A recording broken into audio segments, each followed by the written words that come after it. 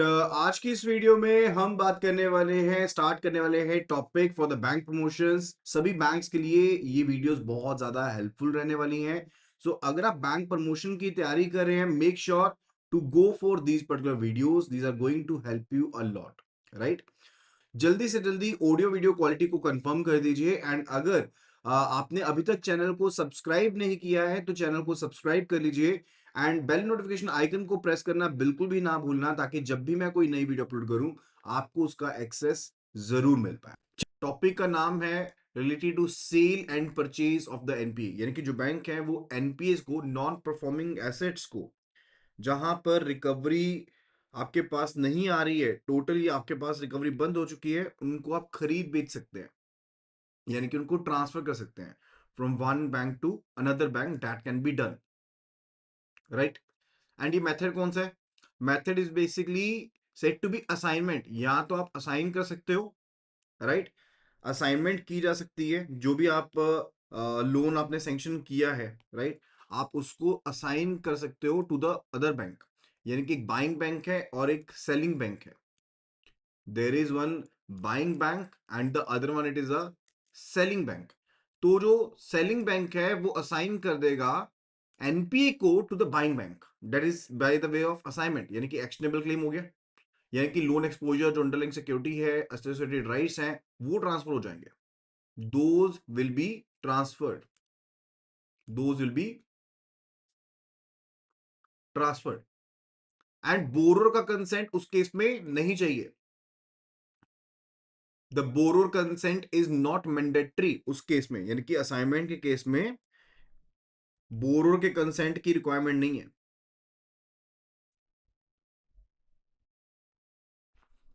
Second, it's basically by way of novation, यानी कि एक ट्राईपार्टाइट एग्रीमेंट हो सकता है ओरिजिनल लेंडर के बीच में, न्यू लेंडर के बीच में, बोरोर के बीच में। तो ओरिजिनल जो कॉन्ट्रैक्ट होगा वो खत्म हो जाएगा and it will be replaced by with the new contract. And उस केस में बोरोर का जो कंसेंट है दैट इज मैंडेटरी, ठीक है, तो उसे नोवेशन कहते हैं। एंड उस केस में बोरोर का कंसेंट जो है that is mandatory. Further, the third one, it's about the loan participation is not allowed for the stressed और एनपीए लोन्स, यानी कि आप पार्टिसिपेट नहीं कर सकते अगर कोई स्ट्रेस्ड एसेट होता है, राइट। तो what is not permitted, loan participation is not permitted, explicitly allowed नहीं है। कारण क्या है कि आपका रिस्क जो है बिना ट्रांसफर के पूरा का पूरा क्या हो रहा है, ट्रांसफर हो रहा है, राइट। तो उसके केस में लोन पार्टिसिपेशन जो है स्ट्रेस्ड एसेट के लिए that is not required, that is not permitted. Participation सिर्फ अलाउड होती है फॉर द स्टैंडर्ड एसेट्स, कि जो बाइंग बैंक है वो पार्टिसिपेट कर रहा है उस लोन में। लेट्स से यहां पर बाइंग बैंक है एंड सेलिंग बैंक है, तो अगर लोन सेल किया जा रहा है रिलेटेड टू स्टैंडर्ड एसेट्स, तो बीबी यानी कि बाइंग बैंक पार्टिसिपेट कर सकता है इसके रिस्क में। लेकिन for the NPA, for the stressed assets, जो बाइंग बैंक है वो पार्टिसिपेट नहीं कर सकता उस लोन के रिस्क में। Clear with it? Further, it's related to the cash payment rule. Cash payment rule क्या रहता है? देखो, अगर जो स्ट्रेस्ड लोन है वो एआरसी को छोड़ के, यानी कि एसेट रिकंस्ट्रक्शन कंपनी को छोड़ के किसी और बैंक को बेचा जाता है, तो वो 100% कैश में होगा। अगर आप एआरसी को करते हैं फिर तो उसके केस में आपको पूरा का पूरा पैसा नहीं मिलता। ऑलरेडी जब हमने एआरसी का टॉपिक पढ़ा था, आई टोल्ड यू कि एसेट रिकंस्ट्रक्शन कंपनी को जब आप स्ट्रेस्ड एसेट को सेल करते हो तो उस टाइम पर पूरा का पूरा पैसा नहीं मिलता, आपको सिक्योरिटी रिसीट्स मिल जाती हैं। But that is not the case with the other banks, यानी कि अगर आप किसी और बैंक को बेच रहे हो एआरसी के अलावा, तो उसके केस में पूरी की पूरी जो पेमेंट होगी वो कैश की फॉर्म में पैसा आपको मिलेगा। एंड पूरा का पूरा पैसा शुरू में मिल जाएगा, यानी कि आप जिस टाइम पे एनपीए को ट्रांसफर करोगे उसी टाइम पर आपको सारा का सारा पैसा जो है वो मिल जाएगा। एंड जो लोन है वो बेसिकली जब आपको सारा का सारा पैसा मिल जाएगा उस टाइम पर आप लोन को अपनी बैलेंस शीट से निकाल दोगे, यानी कि सेलिंग बैंक अपनी बैलेंस शीट से निकाल देगा। Further, it's about the external valuation rule. किस सिनेरियो में एक्सटर्नल वैल्यूएशन चाहिए, in what scenario the external valuation is required. अगर टोटल एक्सपोजर बोरोर का 100 करोड़ या उससे ज्यादा होता है तो दो वैल्यूएशन चाहिए, और आप एवरेज यूज करेंगे, दो वैल्यूएशंस का एवरेज यूज करेंगे फॉर द वैल्यूएशन पर्पसेस। अगर डिफरेंस जो है वैल्यूएशन का वो 25% से ज्यादा है तो तीसरी वैल्यूएशन लेनी पड़ेगी, एंड जो क्लोजेस्ट आपके पास वैल्यूएशन होगा उनके हिसाब से आप एवरेज कंसीडर करेंगे। लेट्स से आपने एक लोन अमाउंट है एंड उसका एक्सपोजर जो था 107 करोड़ का था, ठीक है, तो आपने वहां पर वैल्यूएशन करवाई, एसेट का अमाउंट एक ने बताया 80 करोड़ और एक ने बताया 82 करोड़, ये वैल्यूएशन आई आपके पास, दिस इज अ वैल्यूएशन। तो आप इसका एवरेज कंसीडर करोगे, 80 plus 82 162 and divided by 2, that is 80 by 82 divided by 2, that is 81, right. तो 81 जो कंसीडर किया जाएगा, the 81 which will be considered, that will be what, that is to be considered the value. अगर difference 25% से ज्यादा है, यानी कि मान लो एक ने वैल्यू दे दी 50 और एक ने वैल्यू दे दी 100, ठीक है, तो डिफरेंस जो आया वैल्यूएशन का वो 25% से ज्यादा आया तो थर्ड वैल्यूएशन करवानी पड़ेगी। Then it's related to Swiss challenge auction rule, it's about the Swiss challenge auction rule and इसका थ्रेशोल्ड कितना, इट इज 100 करोड़ रुपीस। यानी कि अगर कोई बायलेटरल डील है, आपस में दो बैंक्स मिलकर के आपस में एक एक्सपोजर को बेच रहा है, दूसरा एक्सपोजर को खरीद रहा है, और एक्सपोजर का अमाउंट जो है वो 100 करोड़ या उससे ज्यादा है, तो स्विस चैलेंज ऑक्शन जो होगा दैट वुड बी रिक्वायर्ड। अगर सेल जो है आरबीआई के रेजोल्यूशन प्लान के अंडर की जा रही है, if the sale is being done under the RBI resolution plan, और जितने सभी लेंडर्स हैं वो बेसिकली आईसीए इंटर क्रेडिट जो अग्रीमेंट होता है, क्रेडिटर अग्रीमेंट होता है, उसका आप उससे एग्जिट ले लेते हैं, तो स्विस चैलेंज मैंडेटरी होगा इवन अगर अमाउंट 100 करोड़ से कम है। So in that scenario Swiss challenge auction rule will be applicable. Now what is this Swiss challenge auction rule? Exam में डायरेक्ट तो नहीं पूछा जाएगा इस तरह का क्वेश्चन, लेकिन you should be knowing for your concept basis, आपके कंसेप्ट बिल्डिंग के लिए आपको बताता हूं कि स्विस चैलेंज ऑक्शन रूल क्या होता है।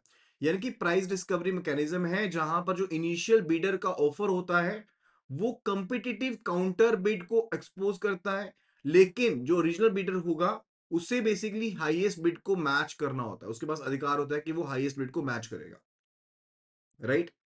यानी कि जो इनिशियल बिडर का ऑफर होगा वो कंपिटिटिव काउंटर बिड जो आती है ना, वो बेसिकली हो सकती है, यानी कि आपने एक बार बिड कर दी तो अगली बिड्स आ सकती है, लेकिन जो ओरिजिनल बिडर होगा उसके पास अधिकार होगा कि वो हाईएस्ट बिड को फिर से मैच कर सकता है। This is the Swiss challenge auction rule, right. तो जब भी एनपीएस को बेचा जाता है, एआरसी का रेजोल्यूशन होता है, आईबीसी का रेजोल्यूशन होता है, उस केस में इसकी एप्लीकेबिलिटी होती है, this is applicable over here. तो इन जनरल अगर बायलेटरल आप बात कर रहे हो, in case we are talking about the bilateral deal और एक्सपोजर 100 करोड़ या उससे ज्यादा है, तब Swiss challenge auction rule is basically applicable. लेकिन अगर सेल जो है वो आरबीआई के रेजोल्यूशन प्लान के अंडर है एंड सभी लेंडर्स एग्जिट कर देते हैं आईसीए को, उसके केस में इवन दो अमाउंट अगर 100 करोड़ से कम भी एक्सपोजर का तब भी लगेगा। And Swiss challenge challenger bid के केस में जो चैलेंजर होएगा, यानी कि जिस पर्सन ने आगे आपको, तो वो 5% ज्यादा होना चाहिए बेस बिड से, वो बेस बिड से 5% से ज्यादा होना चाहिए, लेकिन 15% से ज्यादा नहीं हो सकती। यानी कि अगर 100 करोड़ का अमाउंट था ना, तो बिड जो है वो कम से कम 105 करोड़ के आगे जाएगी, कम से कम 105 करोड़ की जाएगी, और आगे मैक्सिमम 115 करोड़ तक जा सकती है। सिंगल मैं एंट्री लेवल पे स्टेप पे कह रहा हूँ, ये नहीं कह रहा टोटल में तो कितनी भी जा सकती है आगे, बट सिंगल पर्सन जो 15% के स्टेप से ज्यादा आगे नहीं बढ़ सकता। Further it's related to cooling period after selling a stressed loan. Cooling period क्या होता है? जब आप एक स्ट्रेस्ड लोन को बेच देते हो, स्ट्रेस्ड लोन समझते हो ना, यानी कि अगर एनपी को सेल कर दिया तो उसके केस में कूलिंग पीरियड क्या है, what would be the cooling period, what is the cooling period in that scenario? So that is bank की बोर्ड पॉलिसी डिसाइड करेगी, लेकिन 12 महीने से कम नहीं होगा, कम से कम 12 महीने before selling bank, before the selling bank gives fresh exposure to that particular borrower, right, आप उस पर्सन उसको अकाउंट को होल्ड करके रखोगे। यानी कि बैंक की बोर्ड पॉलिसी डिसाइड करेगी कि कूलिंग पीरियड कितना है, जब आपने एक स्ट्रेस्ड एनपी को सेल कर दिया है, लेकिन 12 महीने से कम नहीं हो सकता। यानी कि कम से कम 12 महीने, कम से कम 12 महीने before selling bank gives fresh exposure to that particular borrower, आप उसे होल्ड करके रखेंगे। एंड फर्दर एक 3 साल का स्पेशल रिस्ट्रिक्शन लगा दिया जाता है if it is not related to ARC। ठीक है, अगर ARC नहीं है, नॉन ARC या फिर नॉन लिस्टेड ट्रांसफरीज है, ठीक है, यानी कि जिसको ट्रांसफर किया गया है वो ARC नहीं है या नॉन लिस्टेड ट्रांसफरी है, उसके केस में कम से कम, उस सिनेरियो में कम से कम 3 साल के लिए जो लेंडर्स हैं वो कोई क्रेडिट या इन्वेस्टमेंट एक्सपोजर बेसिकली नहीं लेंगे। एक्सपोजर फॉर द बोरोर, वो कोई भी उनको क्रेडिट आगे नहीं देंगे, कोई भी उनको इन्वेस्टमेंट एक्सपोजर नहीं देंगे, except the case of the working capital limit allowed है। एंड कम से कम 3 साल के लिए जो लेंडर्स हैं should not fund the transferee, lenders transferee को भी कोई भी बेसिकली पैसा नहीं देंगे अगर वो पैसा जो है वो बोरोर ऑपरेशंस के द्वारा यूज किया जा रहा है। अगर वो बोरोर ऑपरेशंस के द्वारा यूज किया जा रहा है तो वो पैसा नहीं दिया जाएगा।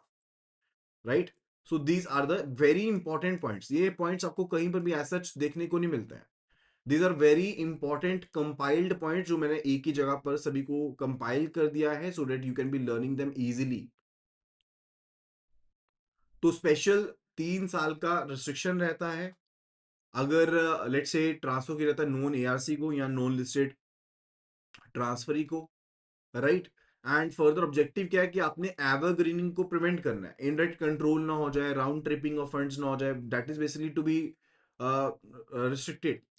तो पहली रिस्ट्रिक्शन जो हमने पढ़ी, जो फर्स्ट रिस्ट्रिक्शन हमने पढ़ी है यहाँ पर, that is actually related to कि कम से कम एक्सपोजर टू बोरो की बात करें तो कम से कम 3 साल के लिए ट्रांसफर डेट से जो सेलिंग लेंडर होगा उसे कोई भी क्रेडिट एक्सपोजर नहीं लेना है, shall not take any credit exposure, कोई इन्वेस्टमेंट एक्सपोजर नहीं लेना है टू द सेम बोरोअर।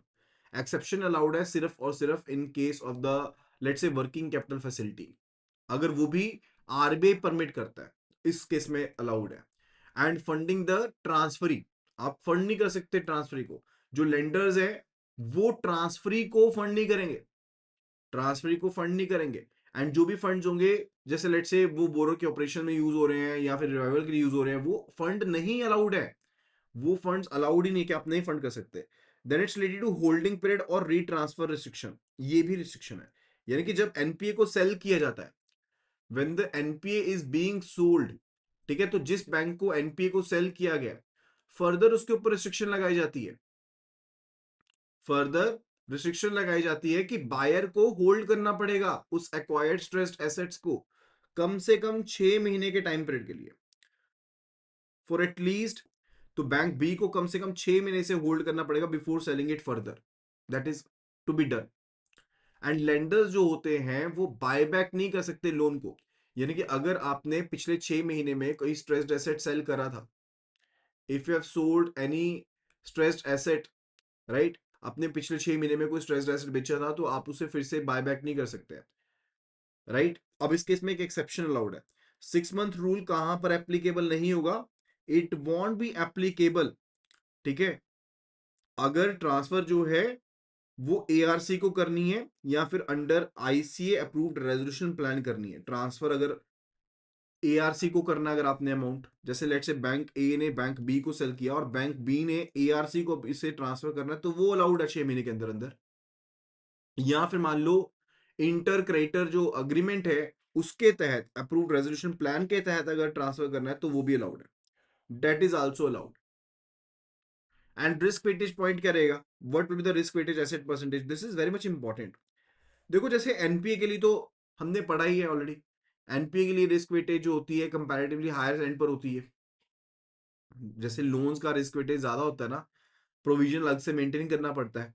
अब इस केस में सिनेरियो क्या होएगा कि अगर 100% रिस्क वेटेज रहेगा for the NPS bought from other lenders, for the NPS bought from other lenders if classified standard on purchase, यानी कि अगर आपने एनपीए को परचेज किया, बैंक ए ने बैंक बी को एनपीए को सेल किया एंड जिस टाइम पर बैंक बी ने इसे परचेज किया था उस टाइम पर अकाउंट का क्लासिफिकेशन स्टैंडर्ड था, तो रिस्क वेटेज स्टिल 100% काउंट किया जाएगा। Still it will be counted for 100%, right. और अगर एनपीए क्लासिफाइड है तो एनपी का जितना रिस्क वेटेज परसेंटेज था वो काउंट होगा। Further it's about the profit recognition on both NPS. Profit जो आपका रिकॉग्निशन है वो किस तरह से होगा एनपीए के केस में। First thing it's related to कि जो भी कैश रिसीव हुआ है वो सबसे पहले परचेज कॉस्ट को रिकवर करेगा, उसको रिड्यूस करेगा। लेट्स से अगर आपने एनपीए को खरीदा है 70 करोड़ रुपीज में, राइट, तो सबसे पहले जो भी अमाउंट आएगा ना वो इस अमाउंट को, जो भी आप रिकवरी करोगे वो इस अमाउंट को रिड्यूस करेगा। जब ये अमाउंट कवर हो जाएगा उसके बाद अगर कोई रिकवरी आती है तो आप उसे प्रॉफिट बुक कर सकते हो। Then it's related to ARC के लिए क्या लिमिट्स हैं। Limits for the ARC. ARC के केस में नेट ऑन फंड्स जो कम से कम रिक्वायर्ड हैं वो 300 करोड़ रिक्वायर्ड है।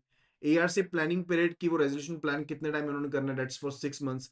And normal resolution and realization जो होता है वो within a purchase of 5 years करना होता है। एंड टोटल पीरियड जहां पर एक्सटेंशन करते हुए आप रेजोल्यूशन करते हो 8 साल का टाइम पीरियड होता है। That's important point related to it. Clear with it. After that it's related to special rule for government of India guaranteed security receipts. जहां पर government of India guaranteed security receipts है, मैंने आपको already idea बताया था।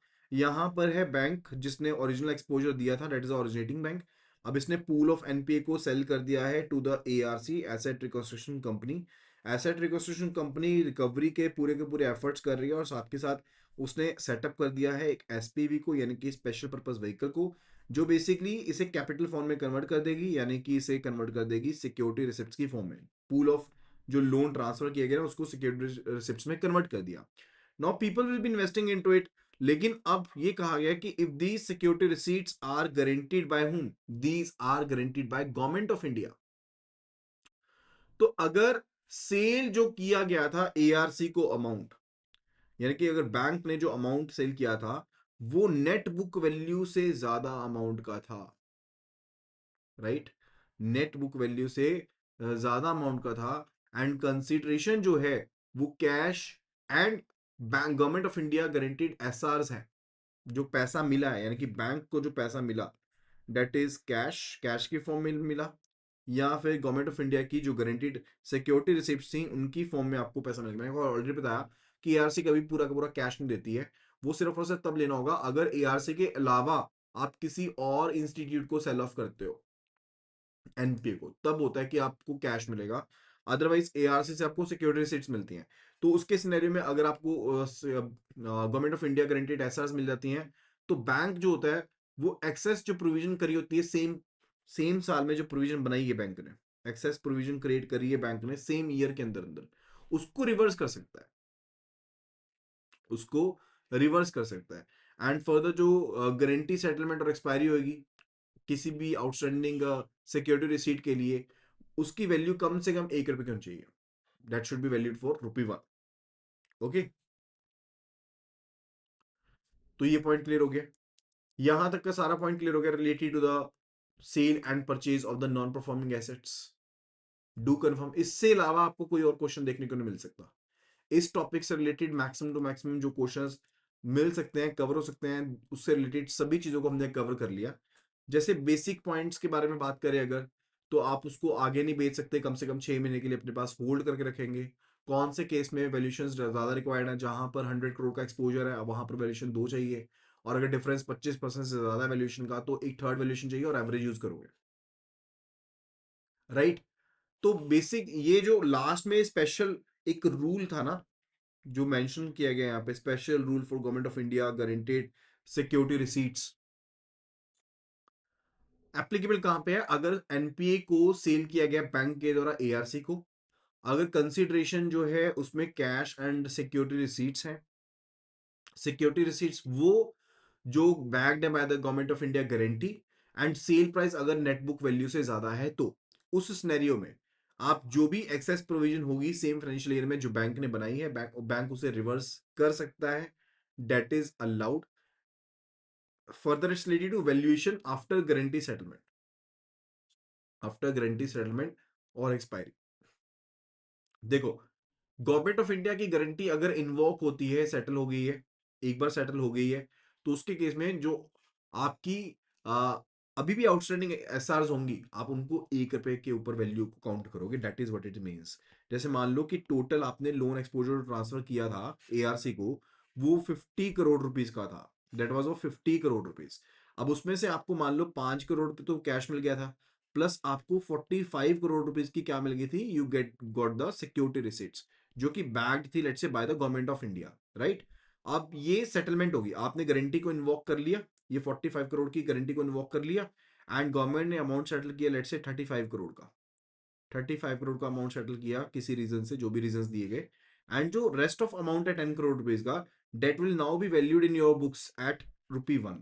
आप उनको ₹1 outstanding note करोगे, that is what is set, right. Right, that will be all about today video. आज की वीडियो में सिर्फ इतना ही। आई होप कि आपने सभी टॉपिक्स को अच्छे से समझा होगा। अगर किसी भी तरह का डाउट है तो you can be letting no in the comment section, and further do download the application from the link IIBF24/app। And अगर आप iOS यूजर हैं, it will be asking for the ORG code which is GEGKT।